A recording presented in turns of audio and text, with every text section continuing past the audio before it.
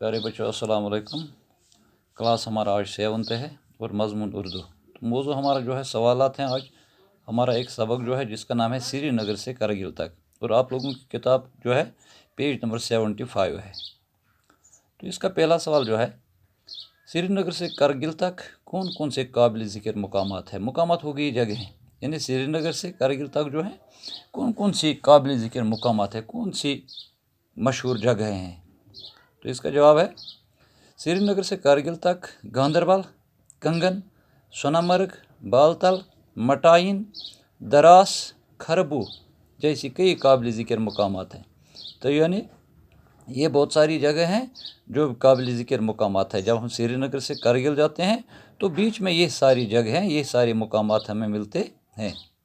तो फिर इसका दूसरा सवाल है, सोनमर्ग के बारे में चंद जुमले लिखे। सोनमर्ग जो है सेहत अफजा मुकाम है, तो इसी के बारे में हमें चंद जुमले लिखने हैं। तो इसका जवाब है सोनमर्ग कश्मीरी लफ्ज़ है। सोनमर्ग जो है ये असल में कश्मीरी लफ्ज़ है जिसके माने सोने की चरागाह है। तो इसका मतलब है सोने की चरागाह, यानी सोनमर्ग का मतलब है सोने की चरागाह। ये एक सेहत अफजा मुकाम है। तो ये सेहत अफजा मुकाम है। यहाँ का आब हवा जो है ज़िंदगी के लिए मुवाफिक है, सेहत के लिए बेहद फ़ायदेमंद है। ये बुलंद व बाला और खूबसूरत सब्ज़ाज़ारों के लिए मशहूर हैं। बहुत सारे सब्ज़ाज़ार हैं वहाँ, तो उनके लिए भी ये बहुत मशहूर है सोनमर्ग। अपनी खूबसूरती की वजह से सोनमर्ग तमाम दुनिया में मशहूर है, और पूरी दुनिया में सोनमर्ग जो है बेहद मशहूर है और सयाहों के लिए बाइस कशिश है। सयाह हो गए सैर करने वाले, और बहुत सारे सयाह जो हैं उनको ये अपनी तरफ खींचती है। बाइस कशिश है यानी अपनी तरफ उनको ये कशिश करती है, आने के लिए मजबूर करती है।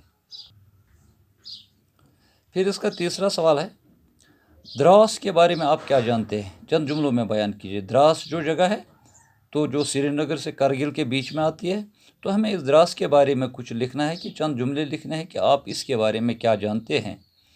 द्रास दुनिया में साइबेरिया के बाद दूसरा सरद तरीन मुकाम है। द्रास जो है दुनिया में दूसरे नंबर पे सरद तरीन मुकाम है, यानी दुनिया की सबसे सरद तरीन जगह जो है वो साइबेरिया है, और दूसरे नंबर पे द्रास आता है।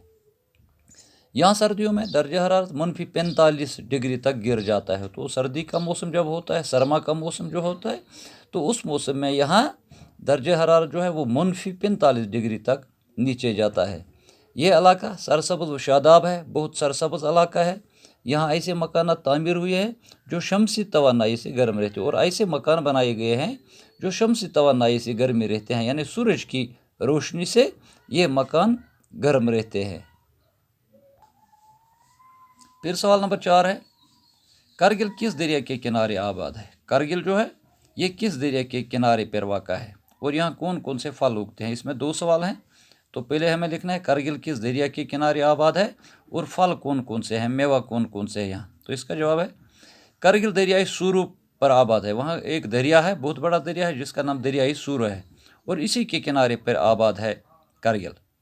और यहाँ सेब और खूबानी जैसे फल उगते हैं। ये 2 अहम फल यहाँ उगते हैं, सेब और सबसे ज़्यादा यहाँ पे खूबानी उगता है। सेब और खूबानी यहाँ के 2 अहम फल हैं। फिर इसका सवाल नंबर 5 है, करगिल के लोगों के तर्ज ज़िंदगी पर रोशनी डालिए।